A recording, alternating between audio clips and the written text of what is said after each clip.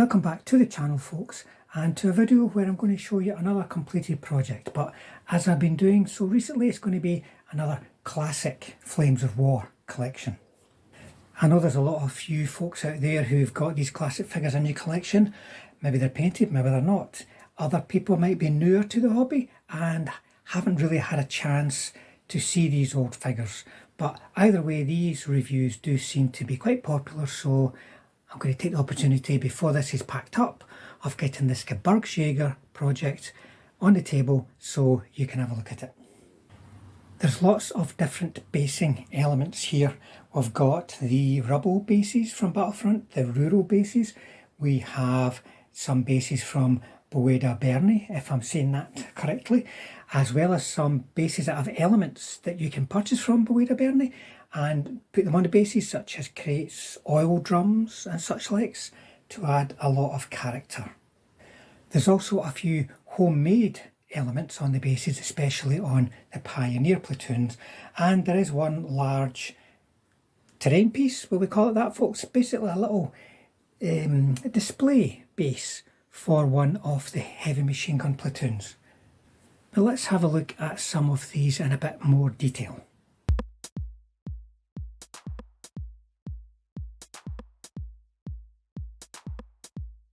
Let's begin by having a look at the infantry platoons.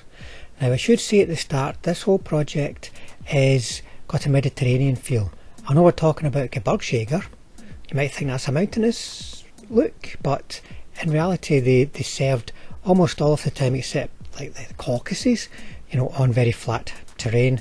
One time where they did get involved in mountain warfare though was in Greece, and this formation is themed for Greece and Crete because they were shipped in and flown into the battle for Crete. Now the basing that I've used for the infantry is a combination of some homemade bases, just using my standard basing material that you get from Gebirgsjaeger, and then we've got some rubble bases from Battlefront, so these are plastic bases, and the rural bases, once again plastic bases from Battlefront. And then finally I have used quite a lot of the Gebirgsjaeger bases. I keep saying that wrong, I'm sure I do, but there's a link in the description below, folks, so you can't go wrong if you want to have a look for them online.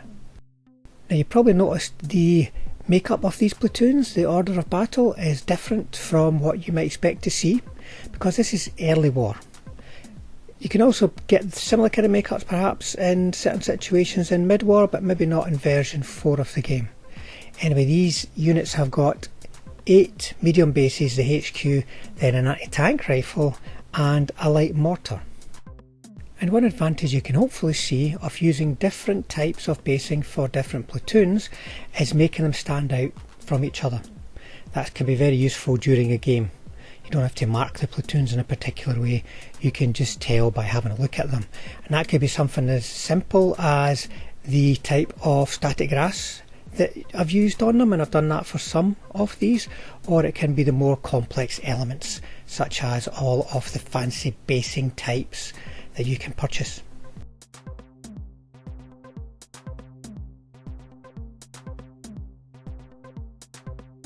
There are 2 Pioneer platoons in this project, and they're really big infantry platoons, as you can see, 9 medium and 1 small base. No anti-tank rifle, no light mortar, and I had the opportunity to do my sort of classical, typical Pioneer type basing on these, where you can see I've got one rank clearing mines, another rank passing through anti-tank obstacles, and another rank passing through barbed wire obstacles. It's very easy to make those elements using cocktail sticks, milliput for the anti-tank obstacles. The one thing that I used that was a dedicated product was the barbed wire, and that's from the Gale Force 9 barbed wire rounds. And because these are Pioneers, there is scope to do even more on the bases, but just make sure that it makes sense, you don't have oversized objects on there.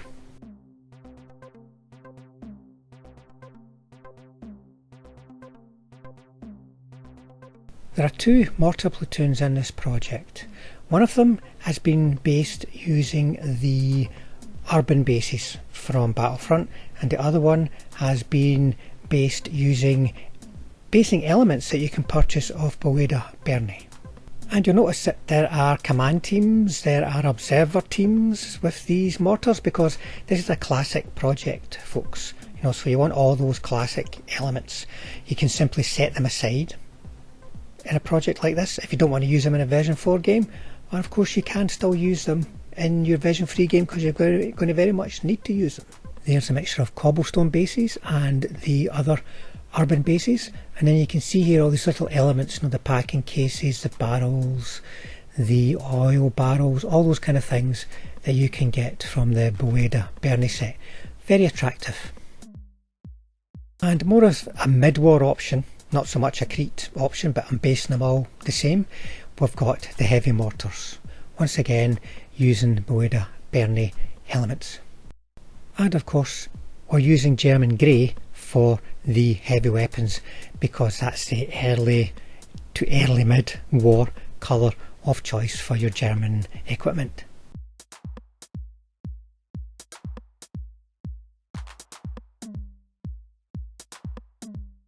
There are several gun batteries in this project. You can see there are heavy infantry guns, light infantry guns, anti-tank guns, and the light mountain artillery. Once again, we've got lots of command teams, lots of observer teams. There's actually an extra observer and command team for each of those light and heavy infantry guns there. They're just not in the picture because they'll be deployed in platoons of 2. And for the basing, it's fairly low profile because there's only so much space on these bases. They're very busy once you add the guns, once you add all the crew. So I've kept it quite simple. It could be something as simple as crates for ammunition, or a low line of sandbags, or blocks of rubble or such like. And of course lots more German grey, which makes a pleasant change from dark yellow or 3-tone camel.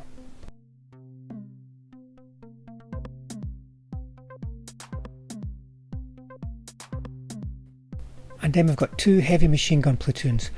Both of them are based in a similar way, using the Bueda Bernie resin elements that you can see. And one of them is sitting on a display feature, I don't know, a terrain feature, basically a low ridge where they can sit, dominate the battlefield. That's certainly the intended look, and that's very simple, made using the very high density insulation type polystyrene and some twigs and lots more little elements of resin terrain pieces.